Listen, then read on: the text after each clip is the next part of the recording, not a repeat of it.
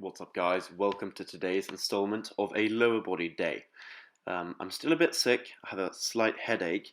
Other than that, I did feel strong, my body felt as usual, so I'm not blaming any weakness on being sick at all. I just didn't feel like training, however, my body was quite strong. So I did manage to get a 90 kilo ATG front squat. Now, not last week, but a few weeks ago, I have both done a 110 kilo ATG squat and a 100 kilo front squat. So this was a combination of both, which really tanked my strength. I mean, that's 50 kilos lower than my, true squat max when we're looking at, just below parallel and with a low bar position, which is my standard for squatting. And that's exactly what I'm doing right here. So this is 102.5. Today I did 3 sets of 9 on this. Now, last week I did 3 sets of 10 with 100. I'm going to do this a so-called staggered progression method, which is basically as you increase one variable, you drop down the other variable, increase, that other variable up to a certain level, then, you drop the main variable again. So in my case, main variable is weight. The weight has to be worked up towards 127.5 by the end of this year on this lift, and 3 sets of 10. So there are different ways to do this. Charlie does a very interesting method where he, what you want to do is you want to avoid simply just adding weights every single workout, because once you're past the early novice phase, you won't be able to do that. So you want to really break up these progressions into smaller increments, and Charlie does it so that he does 4 sets of 8 on squats, and he adds 2.5 kilos one set at a time, if that makes sense. So he might do one set with 105 kilos, next 3 sets rather with 102.5, and then the next week he does 2 sets of 105, and so on. In my case, I'm starting at 3 sets of 9, building it to 10, 9, 9, 10, 10, 9, and then 3 sets of 10, and then I redo it. I was going to do, starting at 3 sets of 8, building to 3 sets of 10, but I realized on the squat I wouldn't have time to progress enough this entire year if I actually held that routine. So progressing 2.5 kilos every 3 weeks isn't even fast enough, progress. So I'm going to do about half the year. I haven't calculated exactly, but about half the year with more of an aggressive, progression scheme, and then the other half with a slower progression scheme. That's probably what I'm going to do. Although we still shall see how the bulk goes, and everything else really affects it. But right now, I am being very, very on top of my diet. I'm eating 4,100 calories per day. I have not had a single day where I've eaten under 4,000 calories, and like 18 or 19, closing in on 20 days at this point. So I'm taking that extremely seriously, and hopefully my weight, which has been stagnating around 83, 83.5 as an average, hopefully it starts increasing soon. Otherwise I will be very disappointed, and I'll have to increase to probably 4,200, which I don't want to do, since 4,100 is already way too much food. But it is what it is. The issue is not like eating that amount of food, like I can physically do it, but the body has to work through 4,100 calories in one form or another on a daily basis. There is literally 0 days off, for my whole digestive system. And yeah, it's not like it's a super big issue. I don't have massive bloating or really big problems at all. There's no real pain. It's just I'm eating more than my body wants, more than I want. But obviously have a bigger goal. Goal is to weigh 95 kilos at the end of the year.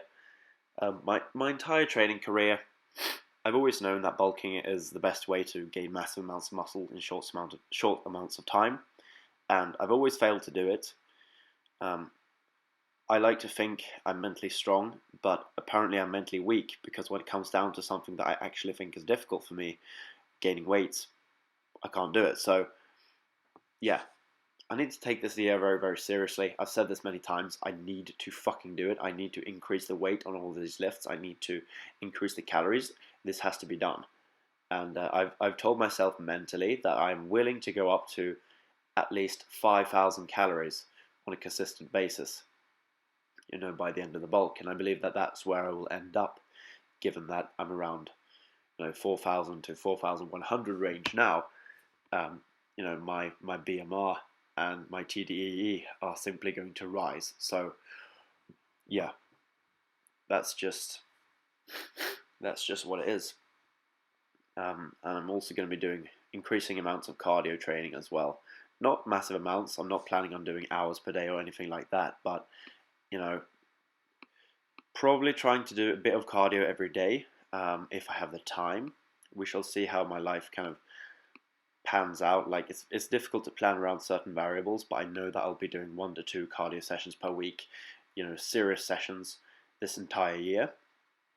And on top of that, I probably will be doing a few sessions a week with, some lighter, easier cardio, some zone 2 training. If you guys are familiar with that, it's basically keeping your heart rate between 60 and 70% of, your maximum heart rate. So it's quite a low intensity, kind of fat burning, mitochondrial building, blood volume building, lung capacity building, stroke volume building, heart building kind of, I was about to say frequency, but you know what I mean, heart rate range. So most of my cardio progress I've ever made has been made in the probably 90+% of maximum heart rate range. I'll tell this story in the future, but there was a significant while when I was 14 years old where I cycled 85 kilometers a day on top of many other forms of training, and that also really built up probably a big part of why I have good cardio now. I'm guessing I built a lot of mitochondria, a lot of good capillaries in my legs, and I'm not sure if those things go away with time. They probably do, but as with muscle memory, it never fully goes away. So, if you've been jacked before, for example, it isn't easy to regain it, but you will regain it way faster than someone who has never regained that mass in the first place. And that's kind of what I'm doing with this year as well. The plan, excuse me, still a bit sick. The plan with building, these levels of numbers, squatting 180, benching 140, deadlifting 220 is, if I have to scale it back, cut it back in the future, I can do that. But you can't chisel a pebble. You can't refine, a weak lifter. It doesn't really work like that way. And let's say I benched 140 before, maintaining a level at 120 will be a lot easier if I just want to maintain, for the rest of my life, which that's not the plan. The plan's to go far beyond, but right now, I know that if I can build kind of that base and have at least reached those heights once, it will be a lot easier to keep and stay at that level. So my level right now, for example, is, between a 130 and a 140 squat. That's kind of where my muscle memory is, as long as I train, and bench around 100. I haven't really broken past, that 100, 105, 110 kilo range. I've never been past 102.5. So my body, if I were to completely stop training and do it, not at all, I may bench 85 to 90 kilos, I believe. But let's say if I were to bench 140 historically, maybe my resting level would be 110 to 120, for example. So it's kind of putting on a more permanent level of mass. And right now, I'm basically like a fairly strong average man. But what I need to be is an extremely strong man who is stronger than almost any man alive. Apart from people who take steroids, people who are absolutely massive, and people who are extremely elite lifters. I need to be stronger than basically everyone. That's the goal. So I have very big strength goals in the future. I wrote them down when I was 14, at least mentally. It's not true that I wrote them down, but I know what they are, and I will keep training until I have a bigger purpose or until I achieve them. So, and I will obviously train after that, but that will be more, likely more of a maintenance level. I actually had one guy ask me, if I were to compete in powerlifting, if I ever would do that. But to me, the only really two reasons I would ever do it, number one, would be to prove legitimacy. If someone ever says I have fake weights at home, for example, it's kind of hard to prove that you don't. You can do it with digital scales and things like that, but people can claim those are faked as well. So I'd probably do a powerlifting meet in that case if I had a massive following and people really care that much. And also, I would do a powerlifting meet if I started getting closer to, either being able to win a national championship in powerlifting or breaking Swedish records. Other than that, I am absolutely satisfied on a lifting level with being an extremely strong basement lifter or attic lifter. A champion of the attic, basically. And of the internet, And one of the things with fake weights and everything else, I've been training for so long on this channel that if something happens, for example, if you guys see me benching 20, 40 kilos more than usual, looking the exact same, I'm using fake weights.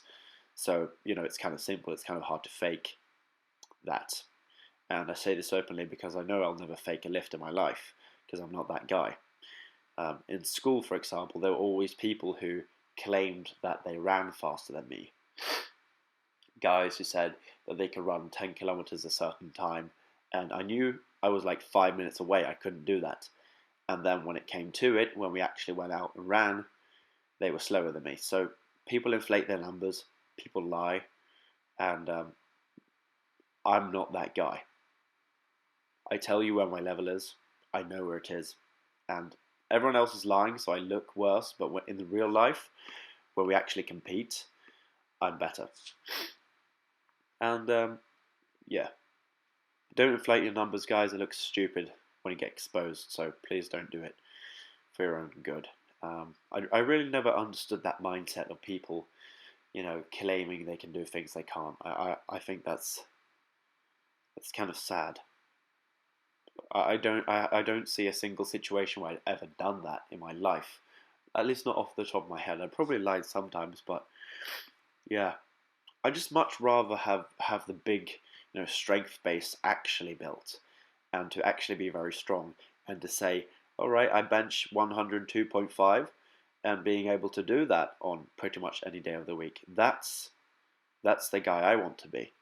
And then if people can say, oh, but I benched 200 kilos in high school, well, fine, but I'm stronger than you. You know what I mean? So that's all that matters. Apparently I've been talking about that subject for like 10 minutes, so I apologize. That's really all I have to say on today's video.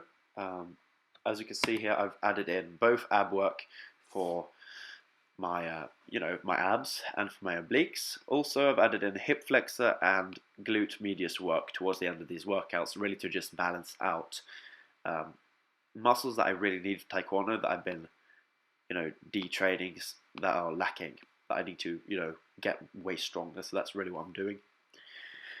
Yeah, that is it. I'm going to eat 400 more calories now. It's like 3 a.m. I'm a fucking retard, bro. I need to start training in the morning instead of at night. Also eating a bit early on the day. But yeah, 400 calories left to go. Before I recorded this, I ate 1,000 calories of muesli and milk. So yeah, let's take some avocado toast. That's all I have to say on today. Goodbye.